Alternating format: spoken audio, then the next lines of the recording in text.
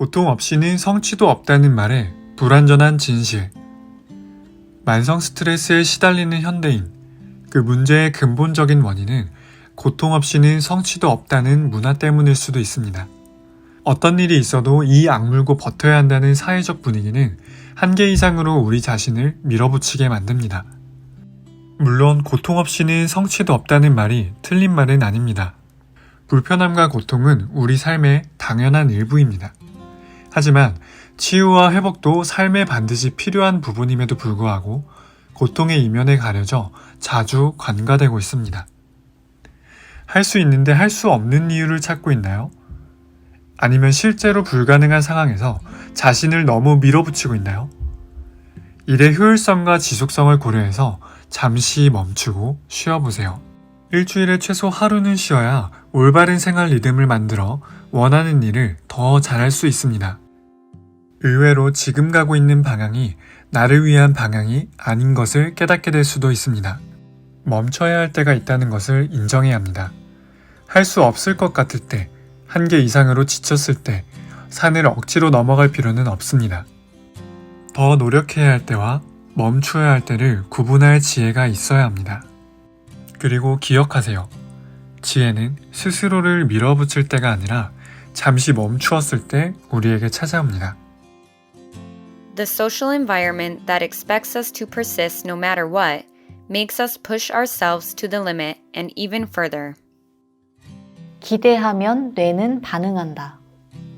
플라시보는 환자의 긍정적인 믿음으로 병세가 호전되는 현상을 말합니다. 우울증에 처방한 약이 비타민이었음에도 치료가 성공할 것이라는 환자의 기대로 면역력이 강화되고 불안감과 피로감이 안정됐습니다. 의사가 처방해준 가짜 약, 가짜 치료법이 환자의 신체적, 심리적 치유에도 도움되는 것이죠. 이는 기대와 믿음에 호응하는 우리 뇌의 놀라운 능력을 보여줍니다. 호기심도 비슷한 맥락에서 우리 뇌를 자극합니다.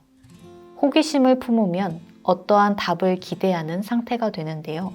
이 기대감만으로도 도파민이 분비됩니다. 뇌 도파민 회로의 두 주요 영역은 우리가 호기심을 많이 느낄수록 더 많이 활성화된다고 합니다. 이렇듯 호기심과 기대감에 대한 뇌의 반응을 이해한다면 더욱 재미있고 효과적으로 학습할 수 있는 선순환 구조를 만들 수 있습니다. 호기심을 품어 뇌가 새로운 지식에 대해 갈망하게 만드는 것입니다. 도파민 덕분에 호모사피엔스는 어떠한 환경에서도 학습하고 적응하고 생존하는 지식을 쌓을 수 있었을 것입니다.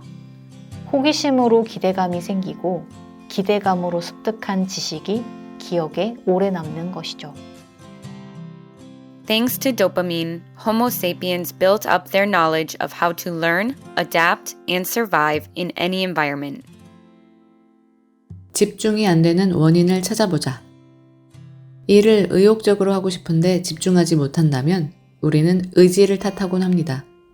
초집중의 저자 니르 이알은 집중을 방해하는 두 가지 원인을 외부 계기와 내부 계기로 나눕니다. 내부 계기란 배고픔, 슬픔, 외로움 같이 내면에서 오는 신호입니다. 반면 외부 계기란 주변에서 오는 자극입니다.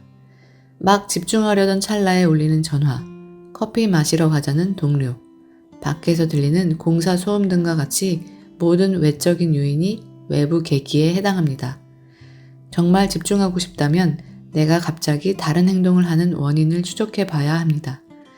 먼저 딴짓을 하기 직전에 느껴지는 감정에 주목해 보세요.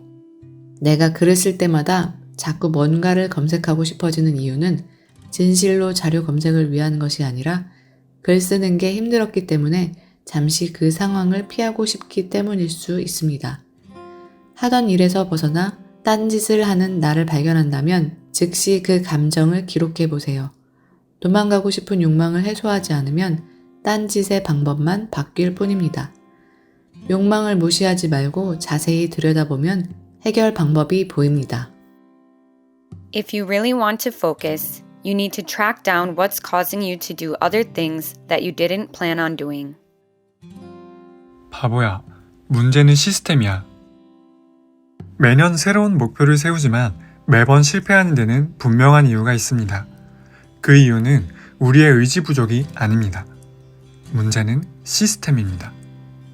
탁월한 인생을 만드는 법에서 마이클 하야트는 목표의 성격에 따라 시간 기준을 두 가지로 나눕니다. 첫 번째, 성취 목표, 데드라인 정하기. 두 번째, 습관 목표, 시간 트리거와 빈도 정하기. 먼저 기한을 정해야 합니다. 한 실험에서 데드라인을 세워두자 시간을 40% 단축해도 생산성을 100% 유지할 수 있었다고 합니다.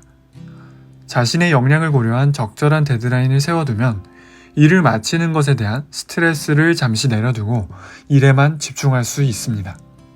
그 뒤 언제 얼만큼의 일을 할 것이냐를 정해야 합니다. 운동을 예로 들면 운동을 더 많이 하겠다는 말보다 주중 저녁 8시 집 앞 공원에서 30분간 산책하겠다 라고 목표를 정하면 언제 어디서 어떻게 운동할 것인지 보다 구체적인 로드맵이 됩니다.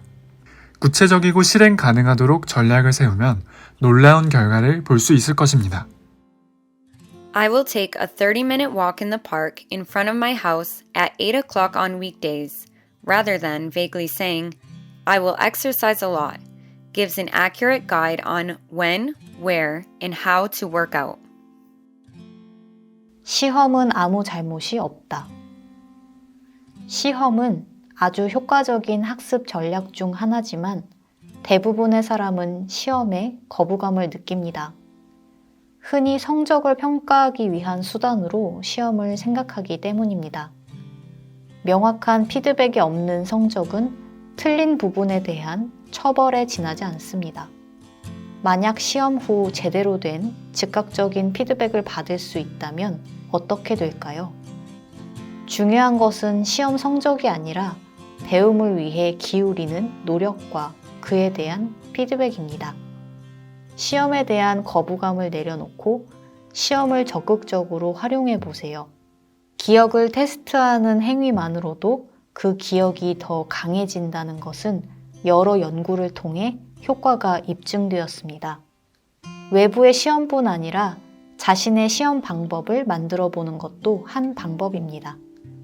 스스로 시험을 많이 볼수록 학습해야 할 것들을 더 잘 외울 수 있고 내가 알고 있는 것과 모르는 것을 정확하게 알 수 있습니다. 시험은 부족한 자신을 괴롭게 하는 게 아닙니다. 틀린 부분을 찾아 적극적으로 개선하는 과정이 시험입니다. A grade without clear and constructive feedback is nothing more than poor error feedback or punishment. 아웃풋이 아니라 인풋을 관리하자.